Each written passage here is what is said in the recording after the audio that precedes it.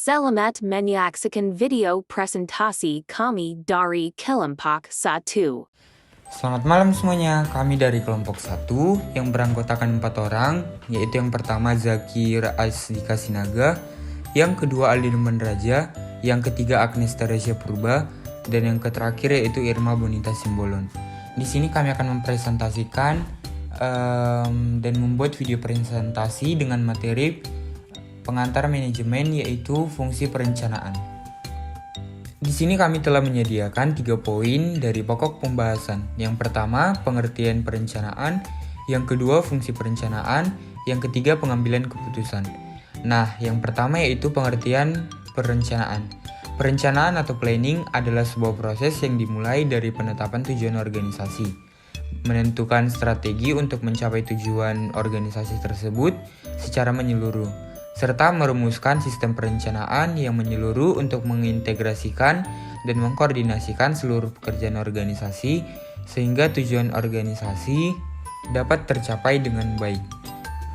Pengertian perencanaan yang disampaikan oleh John Friedman dalam bukunya yang berjudul Planning in the Public Domain dijelaskan bahwa perencanaan selalu mengandung 4 unsur utama, yaitu yang pertama, perencanaan adalah sebuah cara untuk memikirkan persoalan-persoalan sosial ekonomi. Yang kedua, perencanaan selalu berorientasi ke masa depan. Yang ketiga, perencanaan memberikan perhatian pada ketertarikan antara pencapaian tujuan dan proses pengambilan keputusan. Yang terakhir atau yang keempat yaitu perencanaan mengedepankan kebijakan dan program yang komprehensif. 2. Fungsi perencanaan.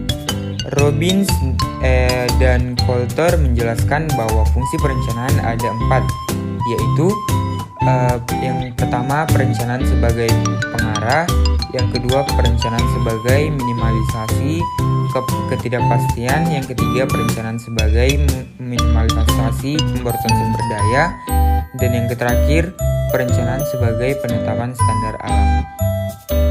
Persyaratan perencanaan atau planning requirements. Yang pertama, faktual atau realistis. Yang kedua, logis dan rasional. Yang ketiga, fleksibel. Yang keempat, komitmen. Yang kelima, komprehensif. Pokok pembahasan yang terakhir yaitu pengambilan keputusan. Dasar-dasar pengambilan keputusan. George yang diambil berdasarkan dari pengambilan keputusan yang berlaku antara lain institusi, pengalaman, fakta, wewenang, dan rasional. Faktor-faktor yang mempengaruhi pengambilan keputusan. Menurut Terry, faktor-faktor yang mempengaruhi dalam pengambilan keputusan yaitu jarang sekali yang memuaskan, oleh karena itu alternatif tandingan. Yang kedua, pengambilan keputusan merupakan tindakan mental dan tindakan ini harus diubah menjadi tindakan fisik. Yang ketiga, pengambilan keputusan yang efektif memerlukan waktu yang cukup lama. Yang keempat, diperlukan pengambilan keputusan yang praktis untuk mendapatkan hasil yang lebih baik. Yang kelima, setiap keputusan hendaknya dilambangkan dilembagakan agar diketahui keputusan itu benar. Yang terakhir yaitu setiap keputusan merupakan tindakan pemulaan dari serangkaian kegiatan mata rantai berikutnya. Pokok pembahasan yang terakhir yaitu proses pengambilan keputusan. Tahapan pengambilan keputusan yaitu yang pertama, investigasi situasi. Identifikasi masalah ialah pengambilan keputusan sebagaimana telah diterangkan yang dapat membedakan apa yang benar masalah atau gejala, dan apa sebab akibat masalah tersebut. Di poin B, penentuan alternatif solusi.